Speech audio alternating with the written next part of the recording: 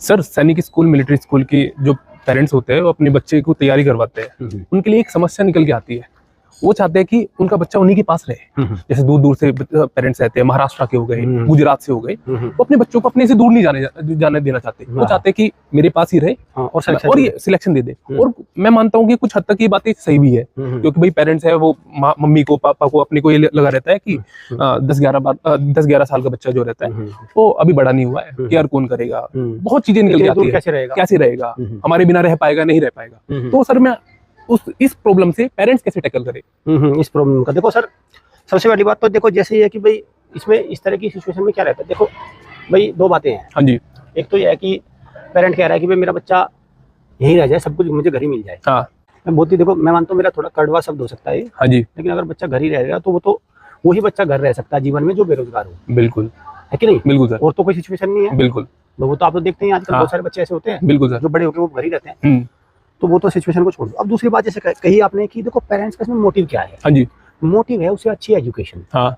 अगर किसी के घर के पास मिल जाए तो भगवान का भला मान लो। हाँ। कि वह घर के पास ही मिल गई। बिल्कुल। लेकिन मेरा मानना यह है कि 500-700 किलोमीटर दूर जाके भी उसको मिल रही है, तो मेन मोटिव वो पूरा होना चाहिए। बिल्कुल सर। है ना? दूसरा बात ये है कि जब बच्चा तैयारी करने के बाद सैनिक स्कूल में, मिलिट्री स्कूल में जाएगा, हाँ, तो वो घर से बहुत दूर दूर है, तो मिलिट्री स्कूल किसी बहुत ही कम ऐसे घर के पास है। बिल्कुल सर। और दूसरा अगर घर के पास भी है तो वो रोज तो मिलने जाएगा नहीं। हाँ।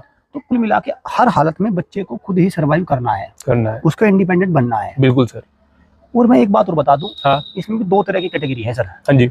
जो पेरेंट कहता है कि भाई मेरा बच्चा घर से ही बन जाए सब कुछ, वो कहता है इतना ही बड़ा बन जाए। हाँ। मतलब जो पेरेंट कहता है कि भाई मेरा बच्चा कामयाब हो जाए, वो तो कहता है ठीक है मेरा अफसर बन जाए, बस इसमें सब कर जाता है, मेरा बच्चा तो अपने पैरों पे खड़ा हो जाए। बिल्कुल। लेकिन मैं ये देखता हूँ जो कहता है मेरा घर से बन जाए, वो कहता है इतना ही बड़ा अफसर बन जाए, खूब बड़ा। बिल्कुल। मतलब उसके इतनी लंबी लंबी वो उसके लिए सपने सजा के रखता है। बिल्कुल। भाई जब आपने सपने बहुत लंबे लंबे, बहुत बड़े बड़े सपने बुन लिए, तो फिर भी आपने दूरी इतनी छोटी कैसे कर ली? अब इस सिचुएशन में ये होता है कि सर वो मैं बता दूं क्या सर, जब तक वो 12वीं तक नहीं होता तब तक वो चक्कर सा चलता रहता है। बिल्कुल। बाद में वो सारी कहानी खत्म हो जाती है। बिल्कुल। इसीलिए ये बहुत ही मैं तजुर्बे से बात कर रहा हूँ। हाँ जी। इसमें कड़े फैसले लेने होते हैं। बिल्कुल लेने होते हैं। ममता माया को छोड़ना होता है। हाँ, ये जरूरी नहीं है कि बाहरी, अगर घर के आसपास भी या नजदीक भी उसे कोई अच्छी एजुकेशन मिल रही है तो अच्छी बात है, तो उसको नहीं डालेगा। मतलब इसमें आप ये समझो कि इसमें मेन मोटिव रहता है अच्छी एजुकेशन कहाँ है। अब हमारी अकेडमी है यहाँ सर, यहाँ से बहुत सारे पेरेंट्स नजदीक भी हैं। दिल्ली नजदीक है यहाँ से, लेकिन बहुत दूर से भी आए हैं। अल्टीमेट क्या है, चाहे दूर से आया हो चाहे नजदीक से आया हो, सबका मोटिव तो एजुकेशन है ना। बिल्कुल सर। वो अच्छी मिल रही है तो सब दूर सब पास। और आज तो सर आज की डेट में फिर ये जब नजदीकी है तो फिर ये क्यों कहते हैं मुझे विदेश जाके पढ़ना। बिल्कुल। विदेश की बात तो क्या, फिर वो ये क्यों कहता है कि मैं तो विदेश